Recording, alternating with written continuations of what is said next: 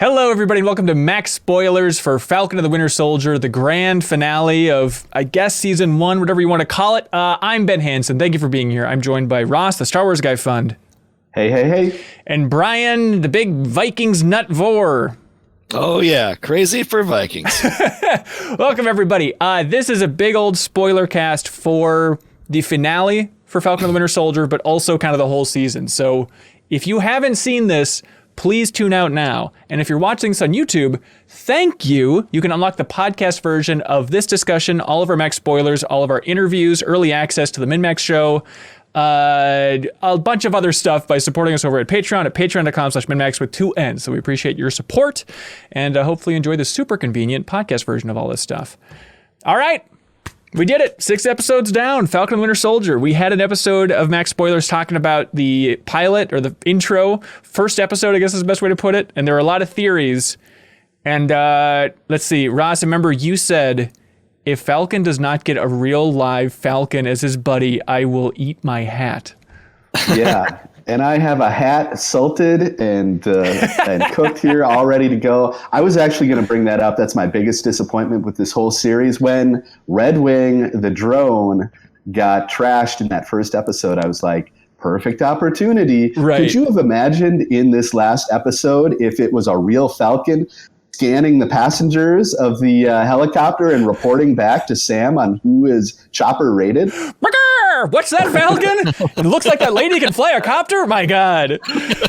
Oh, lots of silly stuff in this last episode. But I will give it up to you on that first discussion. You called it before she was revealed that the actress behind Carly, that she was going to be the leader of the Flag Smashers. So good call there, dude.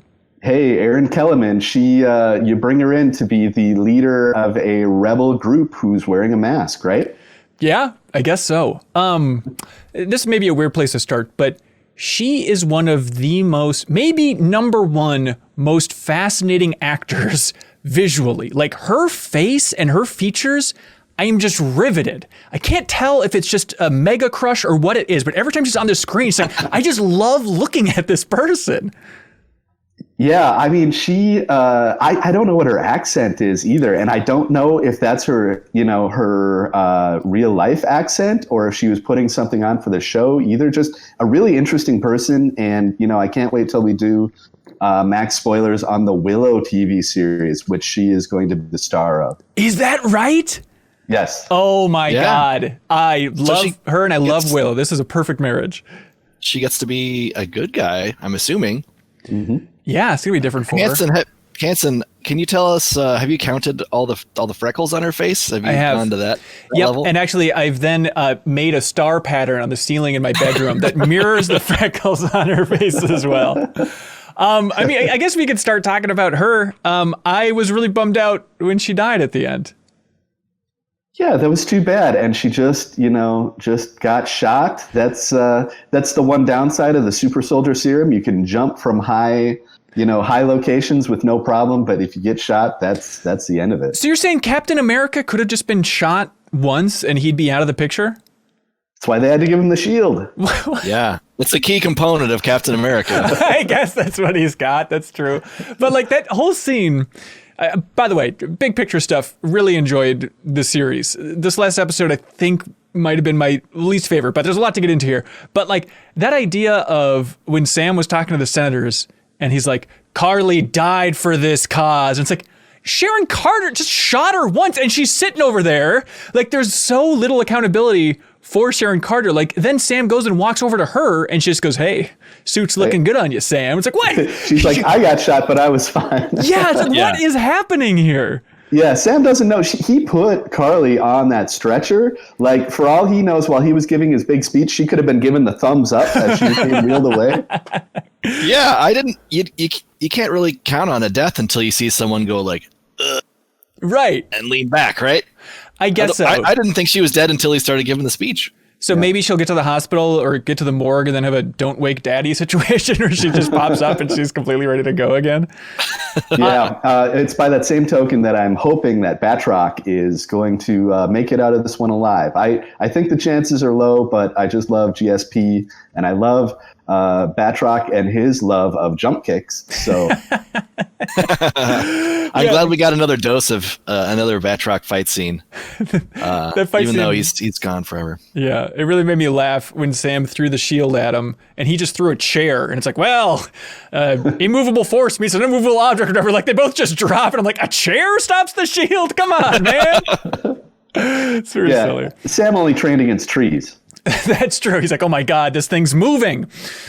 I liked how Sam tried to use his Frenchness against him. It's like, also, you can sell my suit for some baguettes and French fries. Au revoir. Yeah, it's so weird. Like the entire series is about like, the perils of prejudice, and there's so many themes. And then Sam becomes Captain America and it's like, cool it, Frenchie, your stupid baguette. It's like, what the hell is this, man? Suck on some freedom fries. Exactly. Yeah, could have at least thrown a Zootolores in there. The Flag Smashers thing. Even by the end, I was so confused about like, I got the one world, one people thing. They've driven that home, but if you asked me to write down what their manifesto was, I think it would just be those 4 words. I had that same issue. It took me like 4 episodes to kind of understand what the geopolitical situation was and what they actually were like fighting for or against. But to sum it up, and stop me if I'm wrong here, it is that when the snap happened, half of all people are gone, society is collapsing. People, regardless of countries and political borders, came together to like share resources and help everyone survive.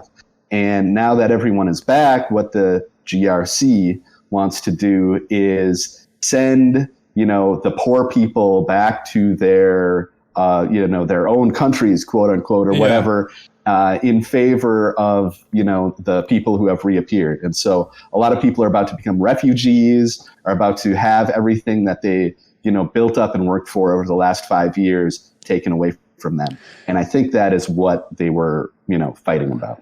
Yeah, it seems like the internet is running with this theory, which is interesting, which is that a large part of the Flag Smashers storyline was cut out or trimmed, because a lot of them were basing that on the first episode. They were all about stealing vaccines. And so everyone's like, what is this vaccine thing? And so the theory is that there was a pandemic storyline or some sort of disease storyline that they cut because of COVID-19. Which is interesting. I feel like I need to go back to watch that first episode again, because that does seem right that they were stealing vaccines, and it's never really explained what that was or why. Okay, I thought that the vaccine thing was a cover for the super soldier serums. Oh. I thought that's just what they were being called while they were transported around. And obviously some of that stuff was probably filmed before COVID. So that, in a post-COVID world, vaccine holds such a different connotation that they would choose something else for a cover word for the serums. That's but I interesting. think that's the impression I got anyway, but I haven't gone back and looked either. How about this though? I thought the super soldier serums were stuffed in that weird cemetery, like that headstone. That's true. Yeah, they don't need to be stored at ultra cold temperatures for to work. So just sitting in a grave for a long time. And this show, wasn't it shot during the pandemic? So part of it was shot during the pandemic. I mean, and you can tell the influence of Black Lives Matter and last summer. It's like it's interesting to try and figure out when they were pivoting a little bit, and try and figure out the time and place for when these adjustments happen. I mean, this just jump right to the darkest moment. When we had John Walker kill the guy with the shield and everybody was filming, and the episode was called "The Whole World Is Watching." I mean, do you think that was a direct response to Derek Chauvin? Ooh. Is that too much of a stretch? Man, living here, that's what I thought of, obviously. But, I can't say if that was specific, like a specific reference in the show. But either way, I mean, authority figures being caught on camera doing something terrible is such a powerful thing that has, only happened since people had cameras in their pockets now. So it does work on the larger, on the larger scale like that, on the larger, metaphor. But I don't know, Brian, how did you take it? Yeah, I seem to remember, I'm not like a huge following like the recent comics, but I seem to remember like some kind of similar story where he kind of goes too far, and there's like, there's the like bloody shield as kind of like a symbol of, the tainting of Captain America. But I don't know that for sure. Also, in that same vein, it was kind of strange how he was a little redeemed in the It's pretty end. casual. Like, he's just hanging out high five in Winter Soldier. Like, we got him. We got the Flag Smashers. Basically. Yeah, that happened real fast. I was really surprised about that because you have the episode that ends with him doing the worst thing possible, basically as Captain America. And then by the next episode, you have him in front of the tribunal. And you're like, oh, you're supposed to kind of take from that he is in some ways, a bit of a victim himself. And I think that was one of the main themes of the show, right? Was people dealing with what their governments have done to them, whether it's Bucky fighting against how, I guess it was the Soviets and Hydra using him as the Winter Soldier, to John Walker being like, I only did what you trained me to do. Right. Versus Sharon Carter, who was similarly in some ways betrayed by her own country and chose a darker route, right? Yeah, that's very good and insightful. Yeah, absolutely. The John Walker storyline was the strength of the show for me. Like, I know it's a weird thing to say, like, I love John Walker, but like, I love that character. I was so happy every time he would kind of stay in that shade of gray, especially coming after WandaVision, where it was like the leader of the military camp just got more and more extreme till by the end he was firing the gun into the children's faces, where it's like John Walker, like, obviously you're primed to hate him from that first episode. Like, who is this schlub? But then I love opening that second episode with like a really heartfelt look at how good this guy is, how talented he is, how he's trying so hard. And like, I understand we're supposed to hate him throughout the show, but I loved him repeatedly trying to get on the same page as Falcon and the Winter Soldiers. Be like, hey, let's team up here. And like, he was trying to be a nice guy over and over again. And I was angry at Falcon and Winter Soldier. Like, give this guy a chance at least. I understand he's not Steve Rogers, but come on. So I thought his whole storyline was fascinating. And I'm really looking forward to seeing where they go with him in the future. Yeah, I love this, like him embodying like American exceptionalism, right, where he, the part where he yells, do you know who I am or whatever, is just like the perfect explanation of who he is versus who Steve Rogers was, who had never, Steve didn't think he was better than anybody, where John Rogers, is that, did I get that name right? Walker. Yeah. John Walker. Yeah. John Walker is like, having this uniform on makes me important. Yeah. And he kind of had that like, that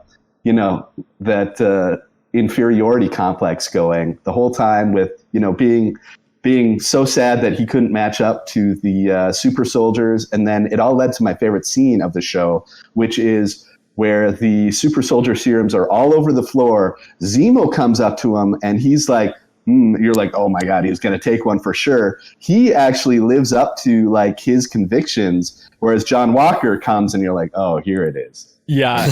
He just is like, get that thing in my veins as soon as possible. And he has that very dopey shot where he's looking at it and he does like the evil guy head turn, like, it's just like he's looking at the ring or something. I thought they were going to reveal that he only took like half of it or something, because he seems powerful, but not that powerful. And I was waiting for him to take out that second half and throw it to Falcon at the end or something. But nope, he's just got thrusters, so he doesn't need the super soldier serum, I guess. So many awesome thruster moves. Yeah, and he did that gymnastics training in the woods, so he was a master by the time he needed to use it. He really made sure to use those flips. Like, no matter what, I got to get these flips rolling in this final fight because I've been training like my ass off. Let's see. The John Walker stuff, where that storyline ended, I mean, I guess we got to get to the biggest, amazing moment probably in the entire series, which is the introduction of Julie Louis-Dreyfus, which, as somebody who just finished, I just wrapped up Veep, and it's like, I could not have been more primed for that. Like, when she came on the screen, I was delighted with how fun she was. Just scenery chewing a palooza.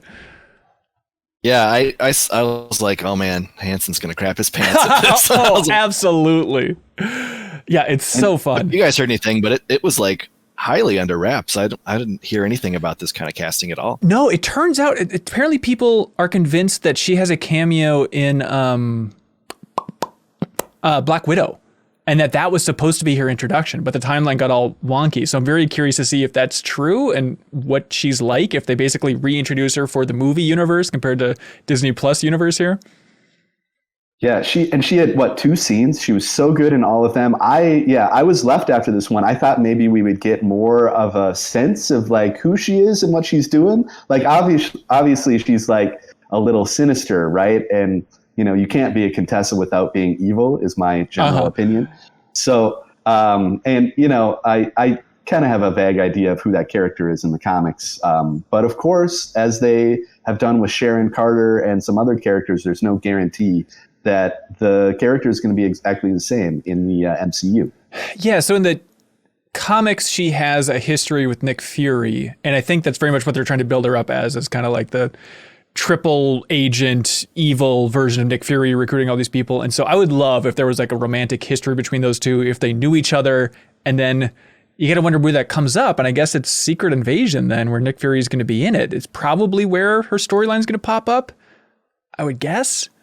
Could be. It seems like kind of what her goal right now is to form the kind of evil Avengers. Right. Is that too far? Dark She's got Avengers, her Captain America to kind of her U.S. agent to start things off, and you got to build her up around that Captain America type. I guess true. The first Dark Avenger. I'm down with it. Like every show or every little tidbit, she keeps like recruiting new people and. Yeah, I would think maybe she could show up in the Don Cheadle show, the Armor Wars, where Rhodey is going to be dealing with the fallout of Tony Stark dying and his tech being proliferated. It seems like Sharon Carter might factor into that as well, since she's like, "Ooh, I have access to all these secrets and technology, etc." Yeah, the that final line from Julia Louis-Dreyfus, where she goes, "Things are about to get weird." She's like, "We won't need a Captain America. We'll need a U.S. agent." It was just like, come on. Like, the strength of the MCU is always that they don't shoehorn in the character names. You know, it's like, I think they're really strong on that front. And then this is one of those examples where it's like, really, it's the best we can. She couldn't just say like, I'll be seeing you soon, agent. And there's a subtler way of doing that. But this episode was from the United States. Exactly. Is it too much to ask? I did kind of like his like little celebration at the end. He's like, "I'm back, baby!" Good guy, definite good guy. Yeah. Oh, by the way, how about his homemade shield? I love how that thing just sounded like somebody banging on a trash can lid. Yeah, I think he made it out of like margarine wrappers. I'm not sure exactly what was going on with that thing. Yeah, the Foley guy had all these notes where it's like, just make it sound complete. Yeah. Can't sound cool like vibranium. But yeah, that was the wrap up of John Walker's story. I think you're right. I think the Sharon Carter stuff is going to come into play for Armor Wars with her working with the government, which it seems like that's probably going to be a big theme for that show as well. Okay, a lot of questions about Sharon Carter, I guess. What is going on?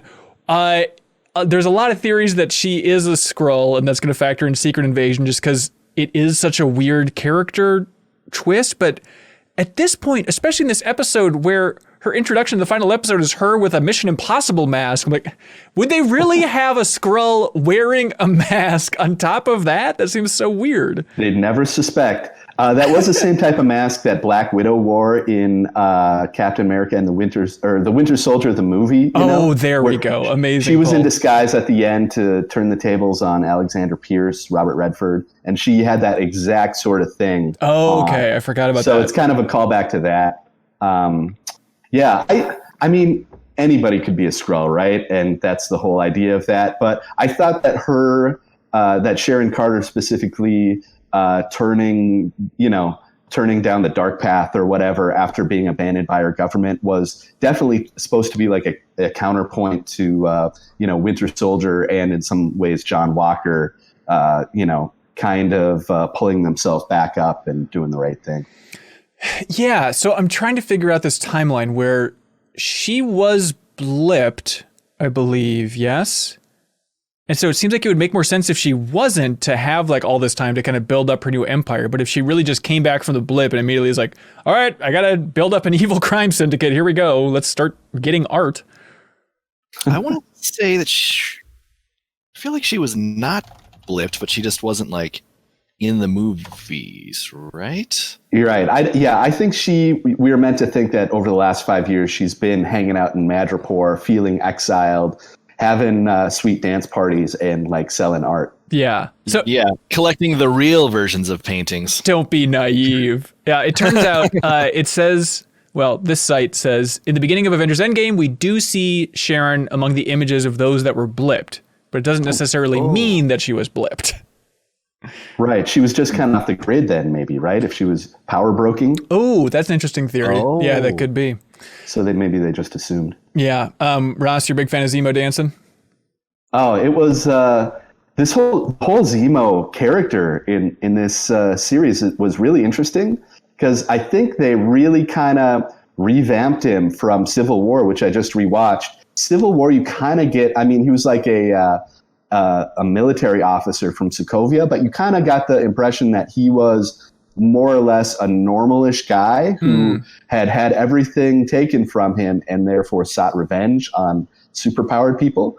And the kind of recontextualization of him in this series as a baron, which of course brings him closer to the comics thing, and being rich, having his nefarious butler who's good at car bombs, like the evil Alfred, and having his like fancy houses full of Turkish delight, et cetera, et cetera. I felt like it was a big change, but I was kind of into it. I liked him as the snooty European guy. Yeah, it's definitely fun to just give that guy so much screen time. I think it worked out well. And again, I'm not trying to be Mr. Nitpicky, but looking back, it does make me laugh that he broke out of prison because Bucky slipped a note that said, "This guy's gonna kill you," to one of the prisoners, and like that's all they needed to just completely break the system. It's the most absurd idea. Don't mess with chess. Yeah, apparently it's all because of that very intense game of chess that this entire show happened ultimately. I gotta say, I gotta hand it to Disney too, where when people were like, release the Zemo cut of his dance moves, and somebody over there was like, guys, we have to do this. We have to like turn this around. And they got that like 1 hour YouTube video of Zemo dancing turned around in no time at all. And people loved it. Let's see. Zemo cut dancing. How many views do you think it has on YouTube right now? The official version. 1 million? Let's go. Yeah, let's go 1 mil. We're looking at 6 million views. Oh.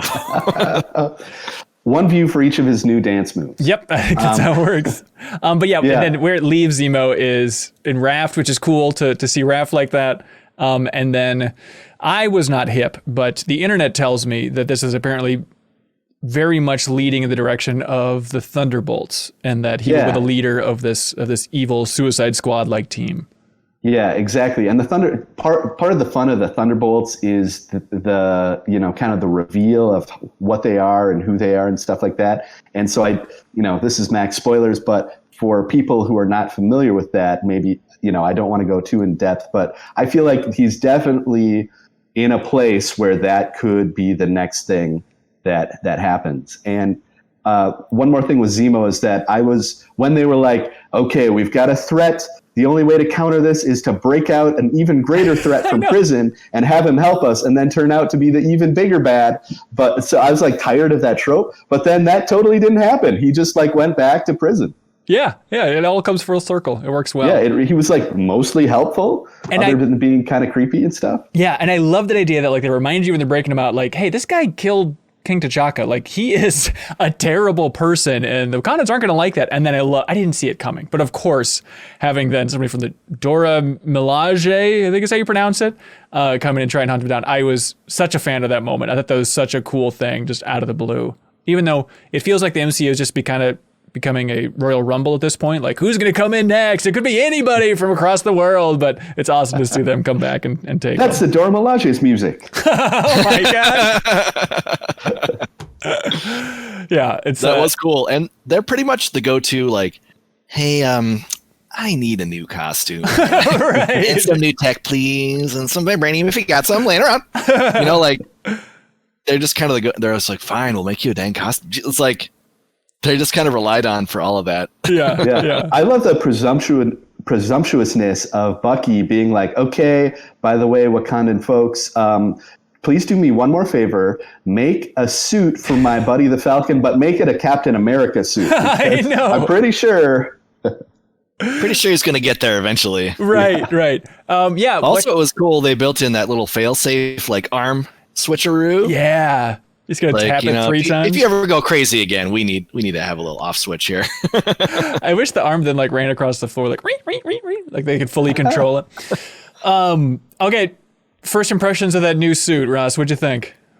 Ooh, that very comics accurate to my eye. Yeah. I remember reading the Captain America, Falcon taken over run. Looked a little better on the comics page than the silver screen to my eyes. I'm with you. Like it's a lot of white, and there's something about like those ear holes where it's kind of dopey looking.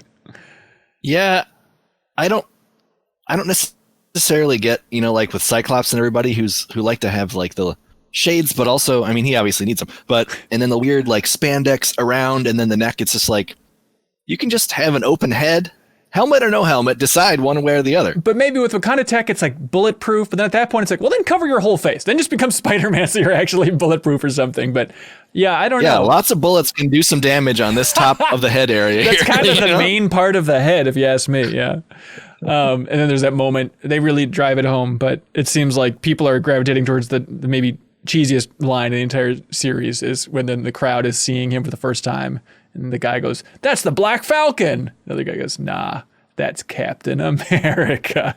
Like really trying to hit it home, like this is the new Cap, everybody. You got to show the people accepting him, right? Mm-hmm. That's true. I do like his move a lot where he throws the shield through a window so that he can fly through the window easier.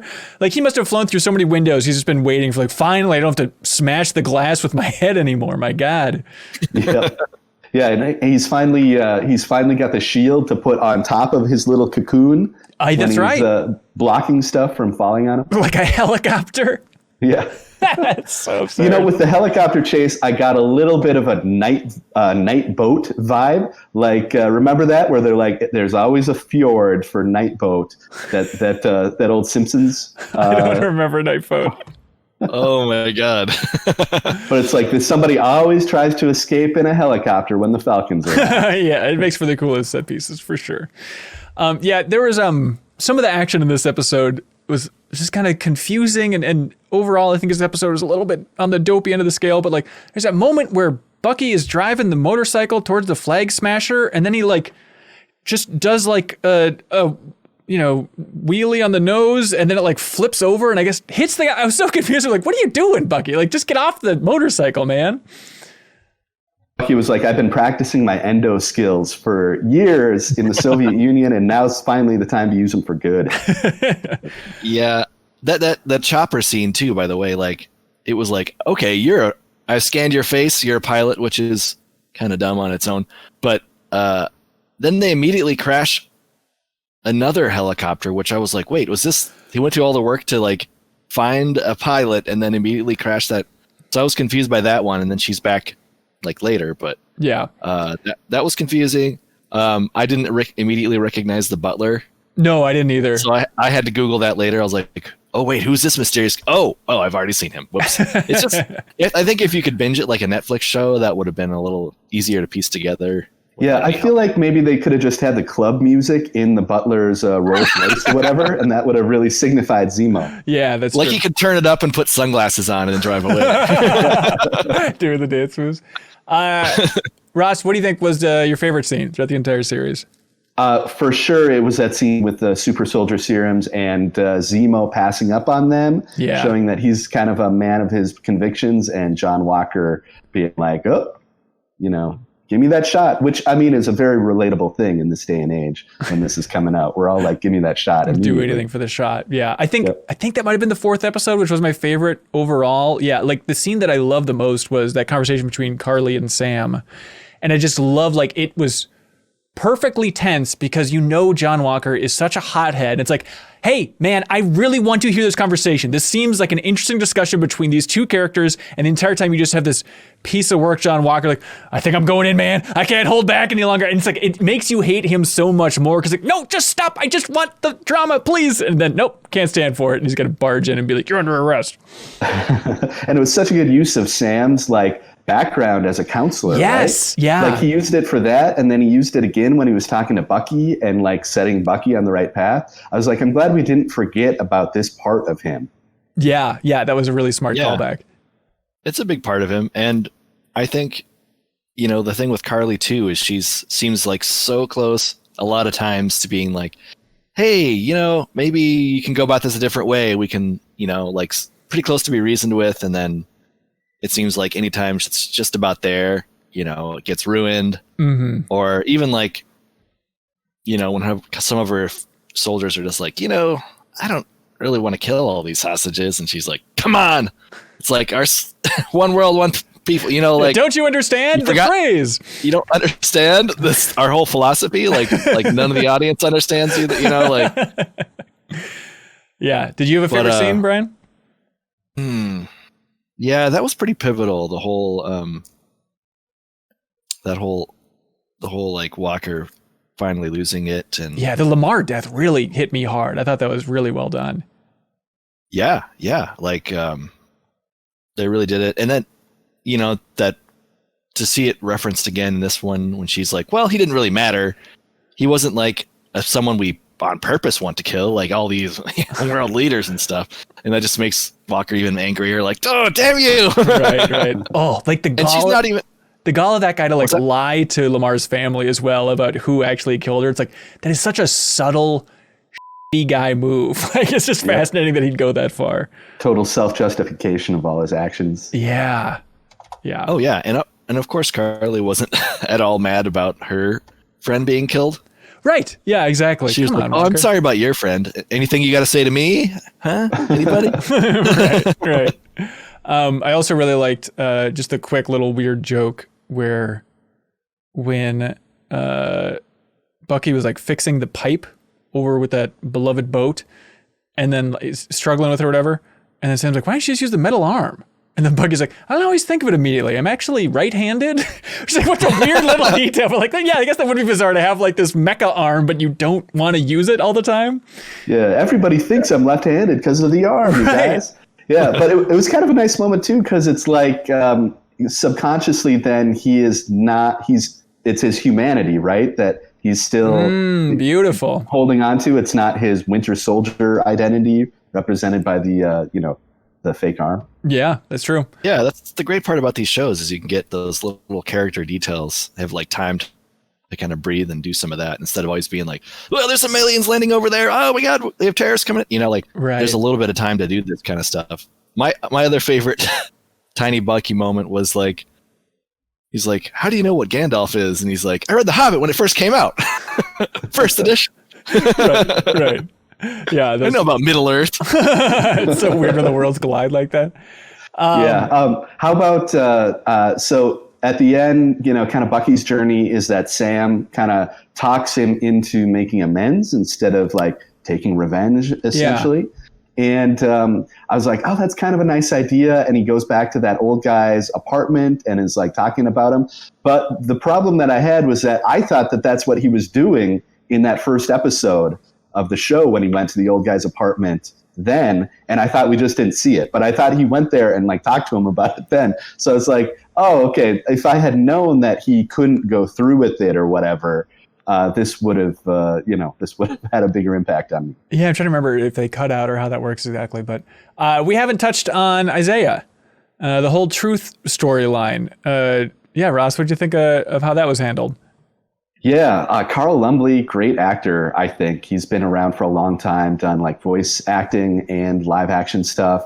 And he was good. I mean, the Isaiah Bradley storyline is kind of a classic comic book storyline. It was called Truth, just like that episode of the show was called. And, you know, he's good. I was kind of left confused a little bit after, I think it's the episode 5 conversation that he and Sam had, right, where he's like, no black man should ever want to be Captain America. And then Sam is like, yeah, I'm going to go do it. And then he sees him doing it and he's like, way to go, buddy. It's like, wait, this is quite the pivot. Yeah. During that whole speech, there was too much cutting to other characters going, yeah. Right. I'm hearing this. But I really did like that conversation between Sam and Isaiah at the end of this last episode, where the two of them kind of, they kind of came together and understood each other better. And, the whole character was great. I'm glad that he got his just recognition as well at the end. It was a nice way to end it. It was funny though, because I could have sworn that when they brought that up, like, we got to tell the world. And he said, like, if my name gets out there, I'll be dead. And then, like, jump cut to this museum. It's like, Isaiah Bradley, everybody. Like, I was waiting for me, like, oh, God, no. What have you done? Yeah, he's still alive, and this is what he looks like today. Exactly. He lives in this town. Very little security. It's just a pipsqueak dumb kid guarding the door. You could really take him out if you wanted to. Yeah, that kid, by the way, goes on to be a member of the Young Avengers in the comics. Oh, that's right, because he has some of the blood or something? Yeah. It's interesting. Yeah, I wonder if they'll carry through with that actor and actually keep him rolling there. I'm with you. I think it was a really interesting beat for the series to hit, and I think that was also some of the strongest stuff in the episode was like the episode 5 conversation about him just talking about like they won't let a black guy be Captain America. Any self-respecting black guy wouldn't want to be Captain America. I feel like this series and also WandaVision, it's like it goes in so many interesting places, and maybe it's allowed to as long as the end result is kind of Disney clean, like, all right, everything's just dandy. And I feel like this series, even more than WandaVision, kind of suffered from a little bit too clean of a final episode. It's just a little bit hokey, a little bit dopey, and we need to get everybody back into a safe, positive place. But it's like, well, you can't hold the show against it. Like, we touched a lot on race. There are interesting discussions in the show, even if at the end it's Isaiah Bradley basically saluting the flag and be like, you know what? I do love America. Yeah, it was. Yeah. The idea that they just kind of apologized to him and gave him a statue and then, hey, we're all good, everybody. Right. Sorry about those experiments. And I love that idea that the first time that Carly saw Sam in the suit, she's like, you're buying into this nonsense? Like, what do you do? I wanted a little bit more of that tone of just like, really, man? This is a stretch. But, when the suit looks that good, who's going to deny it? She hates those flags, man. That she just can't stand them. She likes gotta smash everyone she sees. I think Isaiah was a cool kind of a mentor figure that really you couldn't really like. It was a great way for him to be able to talk to someone about what he's going through with like that kind of knows exactly what he's thinking. So it was cool to see. And in that same like hokey line, it's like he gives that kind of speech to the world leaders and the cameras just happen to be catching it too. Right. But it was kind of interesting to see like, hey, I realize not everyone's going to accept me as Captain America, which is strange because you think about Steve Rogers, like he never had to worry about being accepted as Captain America until like he was labeled as like the big fugitive, but it's just like an interesting angle to come at or to have.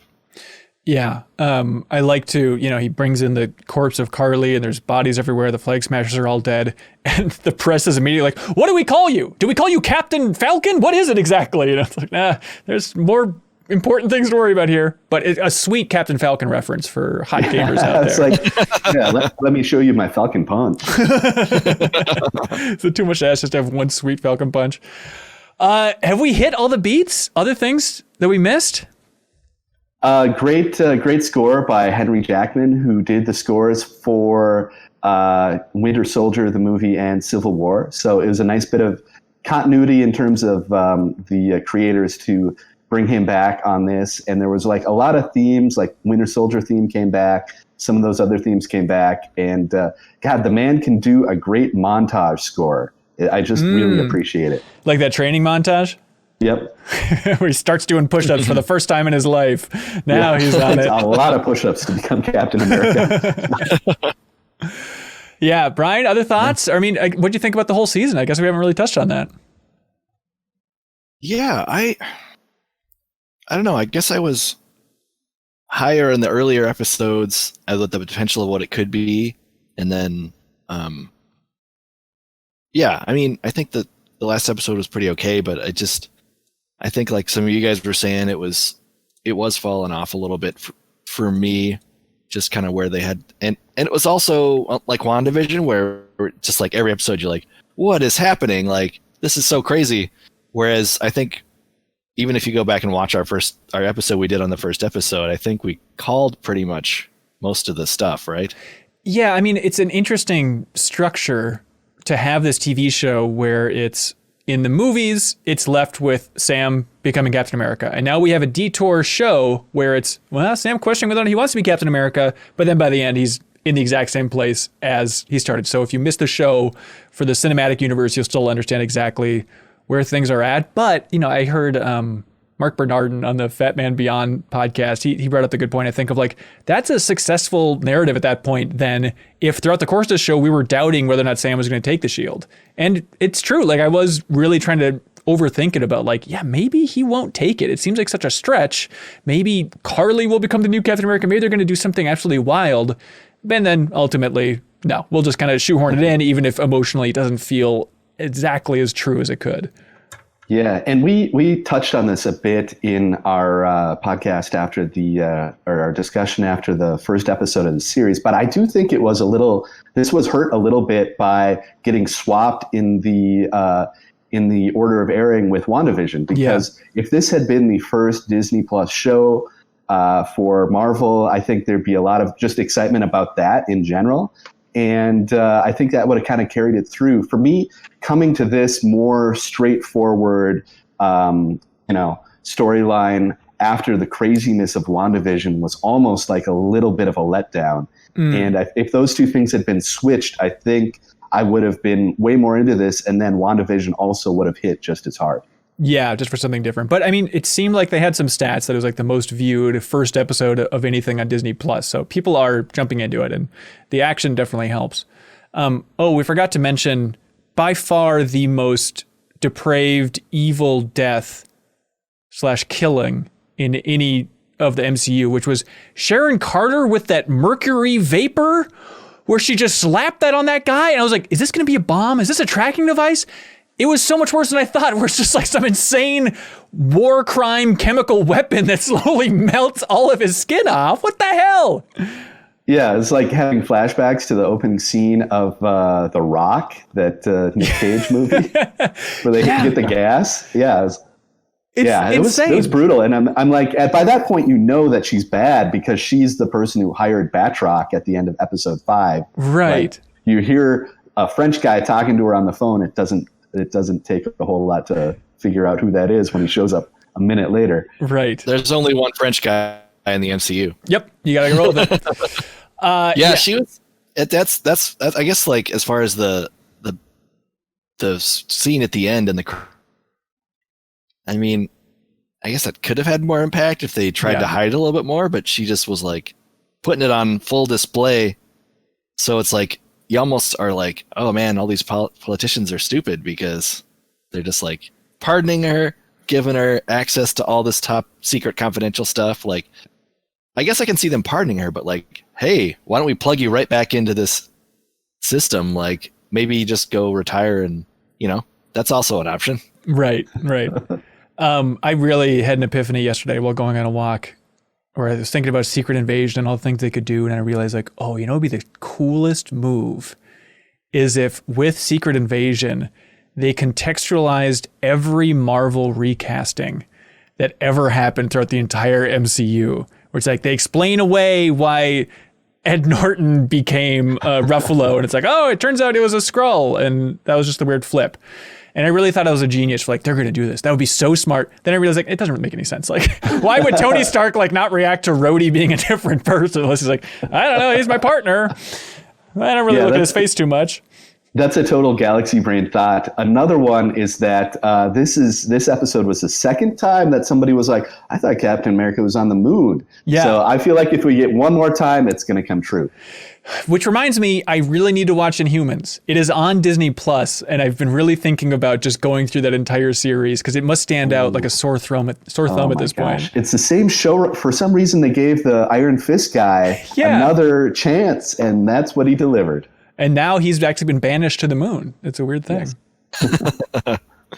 Oh my God. I'm kind of curious, I guess. I didn't know it was on there, but oh man, I've only heard just the worst possible things about that show. If you all want to watch it with me, I think I'd be down. I'm just depraved enough to sit through that entire thing. We'll see. I can do that. Yeah. All right. Dumb geek thought for you, Ross. In your lifetime, if you had to bet money on it, will we see a live action crossover, sincere crossover, not some holiday special or something, between Star Wars and Marvel? Ooh, I don't think we will, and Really? I also hope that we don't. I hope that we don't, but do you really think Disney, within the next 50 years, is not going to shoehorn these things together that they own? If I live another 50 years, I will take it. You know, if that's the trade-off, is it if we have to get a Marvel Star Wars live action crossover and I make it to 90, sounds good. I'm there. Brian, you're a realist. You understand how corporations work. Do you really think they would not do this just stupid shoehorn thing? I could see maybe a cartoon, like a one-off. Lego. Ooh, Yeah. Ooh, actually, that's a very interesting Lego style. Lego, or what about the What If series? Yeah. The Oh, What If series would be perfect. yeah. And just make it this animated thing? Yeah, I feel like they could do the Lego thing, and it still might come out sooner than the Skywalker Saga Lego game. Isn't that insane? It's That is still getting not pretty crazy. out. It is absurd. And I've heard some scuttlebutt that it's just tech issues internally, that their engine kind of reached its limit and it's all an overhaul of the tech and it's just bogged that down. But I mean, I wonder if they're still signing deals for new Lego games at this point, or if just the entire thing is on hold while they try to get this thing out the door. But it is absurd that isn't out yet. I just wish they'd taken that much time on the Rise of Skywalker. That is a great point. They have worked longer on the game than the grand finale of the Skywalker saga. God, that's upsetting. You're totally right. But by the way, So it's just the original rickety old engine from like PS2 era? I think, I forget. Yeah, I think so. I think they tried upgrading it and it just was not working, but it was all like an in-house engine they were working with. And now eventually it's like, let's just move over to Unreal. And that transition is what has broken it, apparently. Boy. I just got The Force Awakens on sale, Lego. So I'm excited to have that fill in the gap for a while. Yeah, and they have like weird bonus chapters in that where you get to like play through the saga where you learn how C-3PO got his red arm and stuff like that. I think there's like a hunting Rathtar mission in there and stuff like that. Yep, you rescue Admiral Akbar, if I remember correctly. There we go. That's fun for the whole family. But speaking of crossover, nice. I still fully expect the first big crossover for Marvel and DC to be Lego. Like to have that be an upcoming Lego game. Like they've already worked with both. I'm sure it'd be a nightmare, but like I think that's where we're going to see that crossover first. Yep, and I would almost, I know it's two different companies, two different ownerships, but I would, in my lifetime, I'd guess we'd see Marvel DC live action crossover before we ever saw Marvel Star Wars, because everything will be consolidated under Disney by the time we're 90. I guess you're right. Yeah, it's kind of like is my favorite thing in the book Cloud Atlas, which I don't have a lot of favorite things from that book, but. My favorite thing is that they refer to movies in the future as Disney's with lowercase d. It's like, yes, that is absolutely what's going to happen. That's such a smart bit of insight. All right. Any other thoughts on this whole series or the Marvel Universe before we close it out? I'm excited for Loki. That's our next big Marvel thing. I love the Disney Plus tradition of Marvel or Star Wars on Fridays, and I hope they just keep it going forever. Yeah, so that's June 11th, and then it's Black Widow in July. Yes. Yep. Okay. Unless it gets moved back another month. Like every time we get closer, it just gets hops away. Yeah, Loki, that latest trailer, I'm so curious what this is going to be like and if it's all just going to be silly time travel fun. Like, will they tackle any serious themes in Loki? I wonder. I thought the trailer was way more serious than I was expecting. I thought with Loki, who's been a comedic character, and Owen Wilson, obviously they'd go heavy on the jokes, but there was a lot of like dramatic, epic imagery. Yeah. By the way, spoilers in the news for Thor: Love and Thunder. If you want to go in completely cold, stop here. But did you all hear the latest bit of casting from Thor: Love and Thunder? Mm-mm. Russell Crowe? Russell Crowe, he just was on a radio show. I don't know how this actor just could let it fly, but he's like talking about, oh, yeah, I'm playing Zeus. It's sweet. I can go over there and it's going to be wonderful. Oh, yeah. So the idea of Russell Crowe as Zeus in a Thor movie sounds perfect. That sounds so stupid. It really does. I think he was just happy to have anyone talking to him because he's been out of the spotlight for a while. Yeah, it's like, oh, thank God they don't want to talk about the dark universe anymore and my Jekyll and Hyde. Finally, I'm in the real universe with a sweet Zeus role. But so they're finally bringing in some of the Greek mythology then into the Norse mythology world of Thor. Which is wild then, because it's like, well, then also DC has their version of the Greek gods. Like, I don't know exactly how this works out, but leave a comment below, please. Let me know how that breaks down. And apparently both companies can just claim ownership of any former deities. They're in the public domain. That's right. The way they should be. Free superheroes. We should also mention the Shang-Chi trailer just came out. Yeah. It looks real good. Yeah. I'm really curious to see what his personality's like. Like that first trailer is so much just kind of setting the mood, and he has maybe like 4 lines, but that's my biggest pause right now is like, what is his personality? What is he going to be like? Yeah, what's his favorite karaoke song? Right, you need to know all these very important things. All right, thank you so much for watching or listening to Max Spoilers. You can check out other Max Spoilers we've done in the past for WandaVision, a bunch of Star Wars stuff. We have commentary tracks if you support us on Patreon and unlock the exclusive Patreon podcast feed where Ross and I had commentary tracks for episodes 7, 8, and 9. Maybe we can do some more in the future. If we did another Star Wars commentary track, what would you want to do, Ross? I would do literally any of them, but but why not the original? The original is interesting. Here's a weird take. I want to do a commentary track for the making of episode 1. Ooh, that's a great idea. I love that documentary. It's so freaking fun. So maybe you can look forward to that in the future. But thanks so much for watching it, and you can subscribe to our YouTube channel if you haven't before. Brian, please plug something good, man. If you could point people one direction on the internet, where would you go? You can go straight to hell. No, right. Brian, do my Twitter, Brian_Vor. Sweet. Ross? Hey, Are You Bad Enough on Twitter. And we'll see you guys probably for Loki, right? Yeah, that sounds about right. Cool. Thanks so much, everybody. We'll see you next time. Bye.